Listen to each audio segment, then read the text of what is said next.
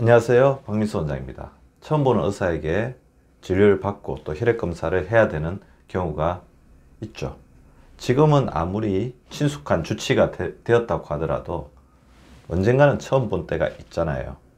그래서 처음 보는 의사를 볼 때, 그리고 혈액 검사를 받을 어떤 가능성이 있을 때 어떤 준비를 해야 되는지 제가 말씀을 드리도록 하겠습니다. 병원에 와서 굉장히 당황하면서 이거를 물어봤어야 된다고 생각했는데 왜 기억이 안 나지 하면서 되게 당황하시는 분들이 많거든요.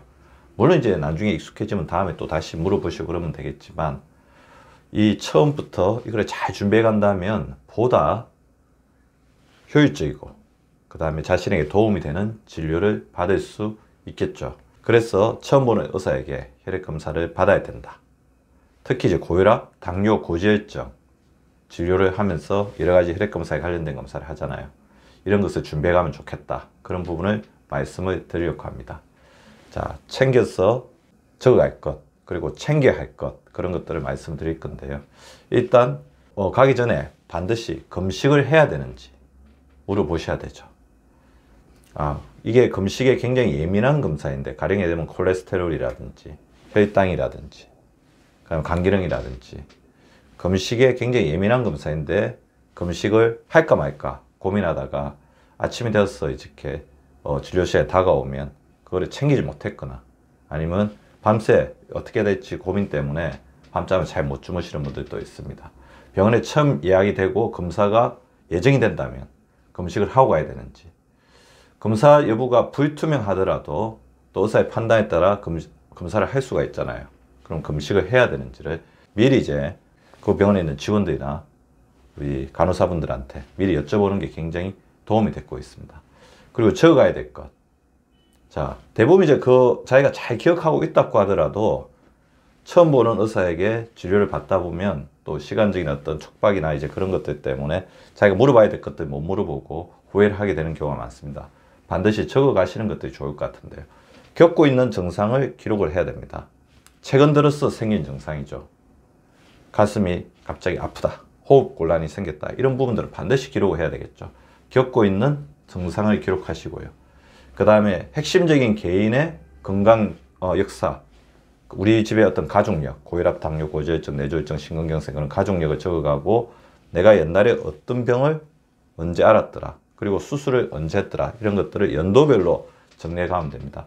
너무 자지구레하게 모든 걸 다 적을 필요는 없지만, 될 수 있으면 모든 정보를 다 적어 놓고 그거를 의사분에게 보여드리면 의사분이 나중에 치료를 할 때, 약을 처방할 때 굉장히 큰 도움을 받을 수가 있습니다.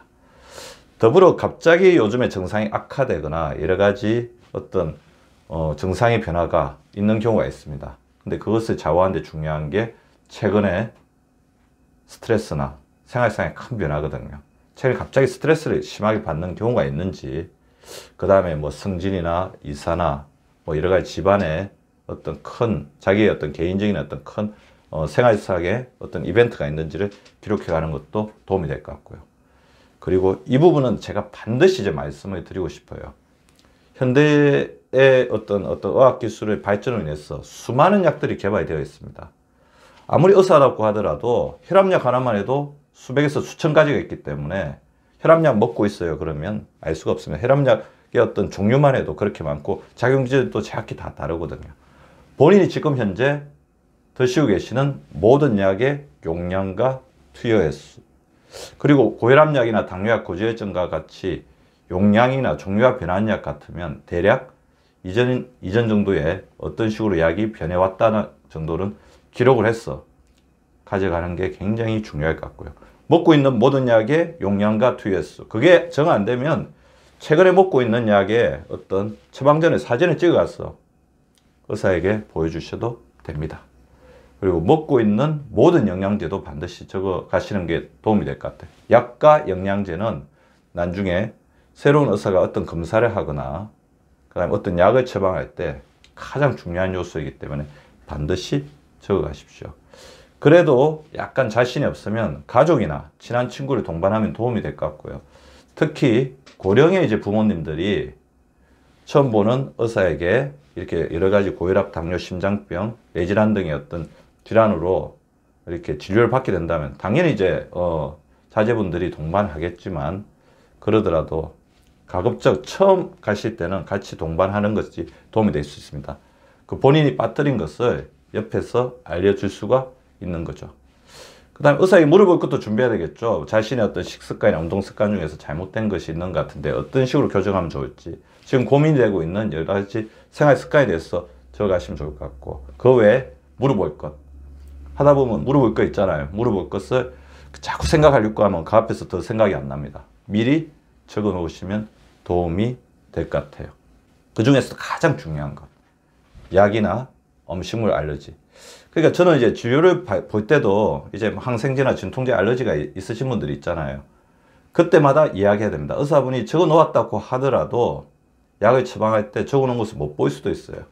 그래서 약이나 음식물 알러지 같은 경우는 항상 의사를 볼 때마다 이야기를 하고 처방을 받을 때마다 한 번씩 주의를 환기시켜 드리는 게 좋을 것 같고, 처음 보는 의사에게 처음 진료를 받을 때는 반드시 이제 적어서 알려드리는 것들이 필요하겠죠. 의사는 또 이런 것을 물어볼 수가 있습니다. 그래서 한 번쯤은 생각해 보시면 도움이 되겠죠. 당신은 고혈압, 당뇨, 고지혈증, 심장병, 뇌졸중의 가족력이 있습니까? 그리고 식습관이나 운동 습관은 어떻습니까? 담배를 피우십니까? 당신의 마지막 검사, 이전 검사는 언제였고, 혈압, 혈당, 그리고 콜레스테롤이나 그 외 다른 수치에서 이상은 없었고 어느 정도 수준으로 조절되고 있었습니까? 최근 들어 이상한 증세가 있으신가요? 당신의 몸에서 일어나고 있는 변화를 기록해 보십시오. 의사는 이런 질문을 할 수 있습니다. 자기 몸에 대해서, 자기 건강에 대해서 이 정도는 챙기고 있어야 됩니다. 물론 이제 처음 보는 의사에게는 이런 과정이 필요합니다. 그리고 상세하게 자신이 가지고 있는 모든 것을 이야기할수록 의사에게 많은 정보가 전달될수록 도움이 되겠죠. 그리고 뭐니 해도 가장 중요한 것은 주치의를 두는 것입니다. 아까 처음 보는 의사에게 처음 보는 진료는 인생에서 언제든지 일어날 수 있지만 주치의를 한번 두고 그와 긴밀히 최선의 소통을 하는 것이야말로 건강의 제2 조건이겠죠. 그리고 살아가면서 다양한 의사들을 만날 수가 있습니다.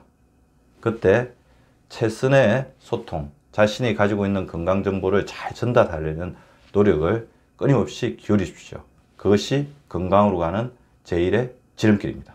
구독과 좋아요는 박미수 박사 TV를 지속시키는 생명력입니다. 많이 구독해 주시고 좋아요를 눌러 주시기 바랍니다. 항상 감사드립니다.